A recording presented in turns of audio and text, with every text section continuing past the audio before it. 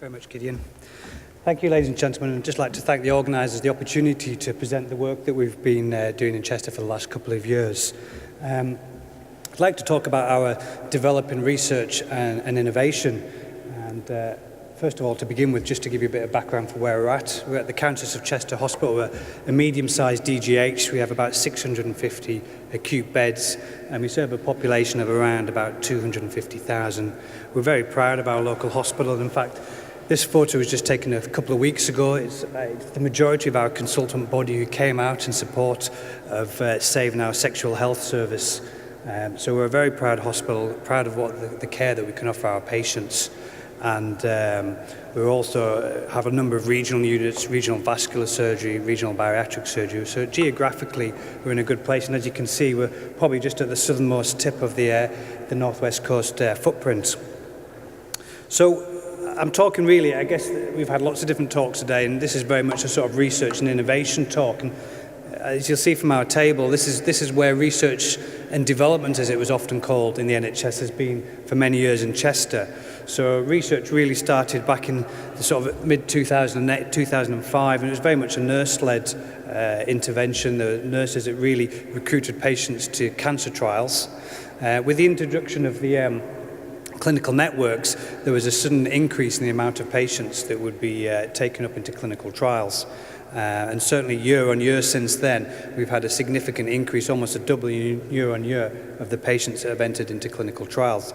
And so that, like many other hospitals, has been the remit of research within a hospital. It's just been getting patients into clinical trials. So I guess the first question is, when I came into post as Chair of Research and Innovation, is why we might want to change. And I'll be honest with you, one of the first things was space. So from that graph there, where we'd grown from 100 patients a year to 1,000 patients a year, was based on a small office with 5 or 6 nurses. And they managed to do it all there with all the filing cabinets stacked around the hospital and seeing patients from various places. So one of our first drivers was actually just to accommodate our growing trials unit and develop things, and certainly move it into something a bit more like this, which is where we hope to be in the near future. That was only one of the drivers, and when we started to sit down and look at other things, we started to look around and work out what we were doing and realised actually there's a lot more. We had a lot of links with local universities, Chester University in particular, Liverpool, John Moores, but these were all ad hoc, intermittent, lots of different people doing lots of different things, and there was no clarity as to what people were doing. So one of the other things we thought is that we should start to bring our university partners much closer together. The second driver, or one of the third drivers I should say, was Ken Wilson, who was part of the Clinical Research Network at the time, came to give a talk to us, came to the executive board, really just to talk about research and innovation. And this was a couple of years ago, and really Ken gave a very stirring and emotional talk about why research should be at the core of any NHS organisation. And I think really, as a result of that and the things we were doing, the executive team really sort of took this on board. And I think when Ken left, we sort of all sat down and said, right, well, we definitely need to make research and innovation a part of what we do. So we were very grateful to Ken for really kickstarting things into action there. And I think the final thing, as we've seen today, you know, a lot of the things that we've seen today and things we've read in the NHS 5-year plan are things that we've been thinking about for a few years, and we actually read the 5-year plan and thought, great, that's what we want to do. And so it's about delivering these local solutions to the national problems. And it was great to hear Andy Burnham say, actually, you do the how, we'll leave that to you. And that's really the model that we've been wanting to progress with. So having established why we wanted to change, we then set about coming up with a sort of vision or a mission statement, I suppose, and this was our mission statement. It was to improve the health of our local population through high quality research, in particular to develop the capacity to conduct research, innovation and teaching that is importantly, it's locally relevant, but perhaps it's nationally significant, but it translates into real benefits for our patients. And as a result of that, we attract and develop researchers to our trust. And also that the main thing, and one of the key things, is to ensure that this is multi-professionally and multidisciplinary. So this just wasn't just for doctors in the hospital, it's for nurses, OTs, physios, whoever wanted to take part. So it's very important. And one sort of clear part of our vision is that this is multidisciplinary. So, having set our mission statement, our vision, what we've done over the last 18 months or so is the first thing we did was we went to look around the country to see other units in action. We sort of looked around to see what other trials units, research and development units exist. And one of the first things we went to is the Bradford Research Institute, and that was developed quite a few years ago, really, again, from care in the community and the sort of Born in Bradford program that was developed in the early 2000s. And they've got a really well-established clinical trials unit that's very much patient or person-focused, sort of front doors straight into a research unit that has health information, access to clinical trials, and then feeds through into a clinical trials unit, where they actually have the capacity to conduct it's quite a big DGH, but conduct phase 2 and phase 3 clinical trials. So that was the first place we went. It just gives us an idea of some elements of where we may want to go forward. The next place we went is out over into Sweden, to Jönköping, to a place called the Kulturum. And the reason we went there, not because it was more exotic, because it wasn't, it was quite cold in November in Sweden, but they've developed this very innovative way to healthcare. And so again, it was looking at very novel ways of delivering healthcare solutions. And so, for example, one of the things that really interested us and really astounded us when we went there is they told us on the program they had a self-dialysis unit for patients, and we didn't really believe them in terms of what a self-dialysis unit was, but actually they do have a complete building that is empty of any staff overnight, where patients can go in and self-dialyze and come out. And it was really interesting to see that, but it also just opened your eyes to say, actually, if you can do that for something as complex as dialysis, we could do that for a whole range of conditions. You just need to have the will and the innovation and the ideas to want to do that. So we've taken all those ideas away.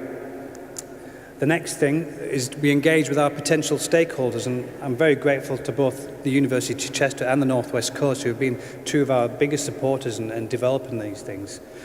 But importantly, we've gone to other stakeholders as well. We've gone to the clinical research networks, we've gone to the local, and as we've heard today, we've gone to local government and public health sector, which are crucial if we're going to develop this. We've gone to the commissioners in the primary care, and we've also gone to community services, and of course, last but not least, patients, so lay representation on our committee. So this is where we are, and I suppose in a normal talk you'd say this is what we have and it's almost there. So coming next year, this is our new Centre for Integrated Healthcare Science. It offers a lot of things. I mean, first and foremost, it offers us a huge amount of space, much more than the single office that we've ever had. So it offers us space to see patients, to conduct research, to look at innovative ideas of the way we might deliver healthcare in Western Cheshire. But importantly, the three elements, and I'll just move on to them quickly, are really this sort of integration of research, education and innovation together, delivered it all in a unit. And this fairly large building sits pretty much on the boundary of our campus, so it's within 2 minutes of walking distance from the main hospital. So it's absolutely ideal, and we're very grateful to have the opportunity to use this. What are the principal activities? And this will evolve. This is where we're at today. And if I came back and give this talk in 5 years' time, I'm sure there'll be probably a much bigger list. But principally at the moment, education, and that is very much at postgraduate medical education level. But again, going back to the multidisciplinary level. So one of the sort of evolving themes we've got coming out at the moment, as I'll talk about in a bit, is education of specialist nurses to do a lot more clinical activities to look at our changing workforce. Health and social care research is obviously a big part of what we want, and certainly we've already been talking over the last 12 months very similar things to Andy Burnham in terms of social care as well as healthcare. And in fact, we didn't even call it healthcare, we just called it care, because it doesn't necessarily mean you have to be ill to attract this kind of thing. And again, and a big part of what we're going to do, and this is probably the newest thing for us, is innovation. This is a thing where the North West Coast can really help us, because the innovation is the difficult bit. And when everyone says, what are you going to do? Everyone sort of scratches their head and says, well, I don't know, we'll sit and talk about it. So it's really helpful to have organisations like this to help us innovate. The research and development facility, which is, I suppose at the beginning is the primary thing, as I mentioned before, is very much gives us space and flexibility. It's very much patient orientated, so the front of the building will be open to patients who can come see what kind of things are going on. We've got staff who are integrated within the main hospital as well as within the unit. And we hope that will allow us to expand the number of trials, but also develop our own trials. And importantly, with events like this and Bayshore, develop new collaborations with new partners and new stakeholders. And again, going back to that innovation, we'll hopefully develop new and more innovative ways of working. We're not quite sure what the innovation space would be looking like. This is obviously not it yet, but it will probably be something like this. And I think one of the things we found as we've been working through this over the last year or two is actually we get more done by just sitting in a room talking about the things that we may develop, because for all the stakeholders it's very rare to get all those 6 or 7 different organisations in the same room together. So we just want to use that space to continue to put those people in the same room together so that they can start look at better ways of doing things. And I think given the sort of national drive to do things, this is definitely going to be very much in our favour. Just a few examples, and obviously this is we're very much in our infancy at the moment, but even now in the last 12 months, these are the kind of things that we've started to see. I talked about the MSc in Advanced Clinical Practice, so this is a way of, we realise from a medical perspective, our junior doctor numbers are dwindling year on year, and one of the problems we face, say, in A&E is that we don't actually have any doctors to go free. So, for example, my specialty is surgery. The surgeons are stuck in theatre. No one can see the patients. A&E gets blocked. But it doesn't necessarily need a surgical trainee to go and see and clerk in a patient. So one of our way arounds, again, working in collaboration with the University of Chester, is to develop a postgraduate MSc in Advanced Clinical Practice, so that work can be done overnight by a specialist nurse who's able and trained to see a patient, assess them, administer the basic needs, give them the drugs that they need with a prescribing course. So it's a way of just looking at how we might work in the future for our changing workforce.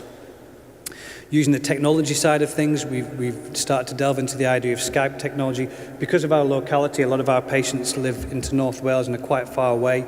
Rather than have our staff continually going out to see them in their own home, using Skype technology, we've started doing that in the last month or two, and the feedback from patients has been excellent. Even though they may be no different to a telephone phone call, they feel that much more supported, that they can be seen on the screen. If they've got a wound that someone needs to look at, we can actually flip the pad around, and then the nurse on the other end can look at the wound or the stoma and make sure they're happy with it. So these are all the kind of things that are coming out.